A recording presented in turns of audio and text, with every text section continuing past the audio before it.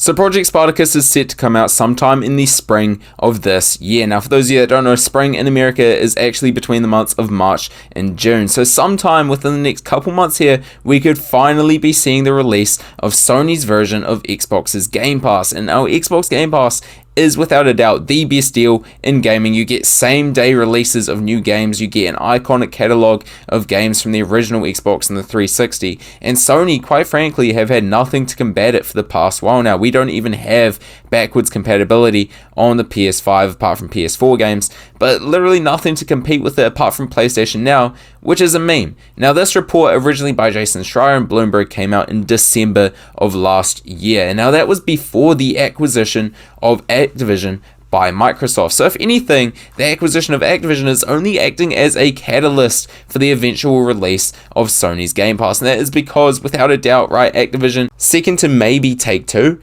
is the biggest company in all of gaming. Xbox now have full control over the Diablo franchise, Candy Crush, Overwatch, but the big thing here is that they own the Call of Duty franchise. And Call of Duty, year after year, unless maybe a GTA comes out, is the best selling video game every year, and Xbox now have the ability to make it exclusive to Game Pass and remove it off of Sony platforms, which they will undoubtedly do as soon as contracts are up with Sony. And this is quite frankly going to force Sony to make some moves, as we saw a couple weeks ago when they acquired Bungie, right? So Sony now have the full rights to Destiny, and it was actually reported by Christopher Dring that the motivation behind Sony's acquisition of Bungie is to help boost their own abilities to make live service multi-platform games, right? So Destiny is undoubtedly going to be added to their own version of Game Pass alongside whatever other acquisitions they make, which Christopher Dring also said we should expect more of those to come. Now, Project Spartacus is essentially going to combine PlayStation Now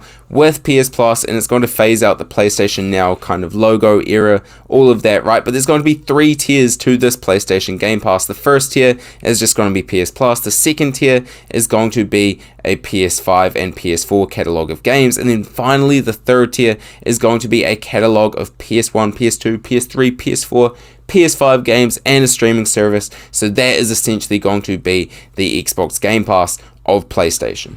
Now, the only thing to really be concerned about is that we have been given no indication, no signal whatsoever that there's going to be day one releases on the subscription-based service for Sony's platform, which is extremely disappointing because I'm not going to lie to you, day one releases on Xbox, they've got it down pat, right? As soon as an exclusive game comes out, it's on Game Pass day one. But the thing I guess we have to consider is that PlayStation's exclusives are substantially more popular than Xbox exclusives. Things like Horizon Forbidden West, right? Spider-Man, Ratchet and Clank, God of War, these are all super popular games, which if Sony decided to put them on their streaming platform, they would be forfeiting a lot of day one purchases as compared to Xbox exclusives, which don't sell nearly as well. Of course, Xbox are forfeiting money as well, but they probably make up for those sales in Game Pass purchases. And not to say Sony wouldn't, but they would definitely be forfeiting a lot more money because their exclusives are so much more popular, right? So it's going to be interesting to see how they handle this, but nonetheless, I hope PS5 games get added on day one, but